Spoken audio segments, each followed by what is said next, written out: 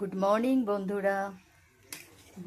Sorry, হ্যাঁ, আমি আজকে একটু কাঁচকলার কোপ্তা বানিয়েছি, ভাবলাম তোমাদের সঙ্গে শেয়ার করি, বাট হয়ে ওঠেনি।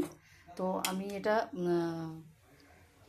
পাঠাচ্ছি, কিন্তু যদি তোমরা কেউ আমার থেকে কাঁচকলার রেসিপিটা জানতে চাও বা দেখতে চাও, আবার আমি তোমাদেরকে বানিয়ে দেখাবো। তো কিছুই না, এর ভেতরে আমি কোপ্তাগুলো বানিয়েছি কাঁচকলা, আলু আর একটুখানি কী বলে চালের গুঁড়ো আর একটু ময়দা দিয়ে আর একটু মশলা, ভাজা মশলা দিয়ে, আমার তো সবসময় ভাজা মশলা থাকেই, ভাজা মশলা দিয়ে ভেজে আমি এটাকে করেছি। এই যেন ভাজা মশলা, এটা আমার ভাজা মশলা রেডি থাকেই তো, মৌরি, ধনে, জিরে আর একটু গরম মশলা, ব্যাস, আর কিছু না। এই দিয়ে একটুখানি, আর শুকনো লঙ্কা দিয়ে একটুখানি, একটা তেজপাতা, এগুলো দিয়ে আমি একটুখানি করে রাখি, একটু জয়িত্রী দিই। তো এটাই জয়িত্রী নিই। তো এটা বানিয়ে রেখেছি, এইগুলো দিয়ে আমি আজকে এটা বানিয়েছি। আর এই যে কাঁচকলার কোপ্তাগুলো বানিয়ে রেখেছি, ধনে পাতা একটু দিয়েছি, একটু কাঁচা লঙ্কা দিয়েছি।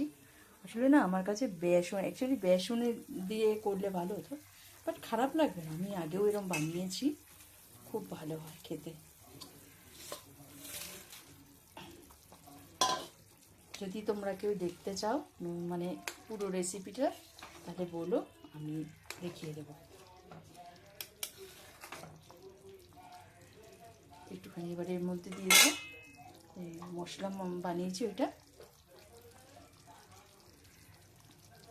একটু মশলাটা দিয়ে দিলাম, এই মশলাটা দিয়ে, মশলাটা ভাজা মশলা যেটা, আর একটুখানি দেবো, একটুখানি ঘি আর গরম মশলা দেবো, ব্যাস।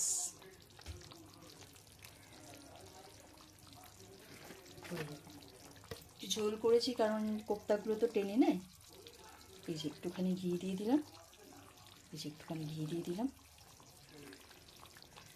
এতে আছে একটু আলমন্ড বাটা দিয়েছি, আর একটু দিয়েছি,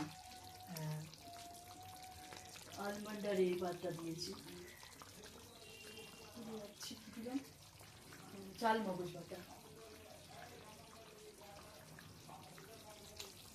মগজ বাটা দিয়েছি, আর আলমন্ড বাটার, একটু তিল, সাদা তিল অল্প করে একটুখানি দিলাম, টেস্ট নিয়ে, একদম নিরামিষ তো, পেঁয়াজ রসুন ছাড়া, সেই কারণে একটুখানি দিয়ে দিলাম, তা না হলে টেস্ট হবে না। আর দই দিয়েছি, ব্যাস, আর কিছু না।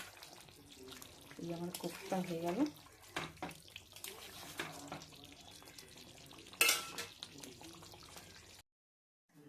আমার কাঁচকলার কোপ্তা এই যে রেডি।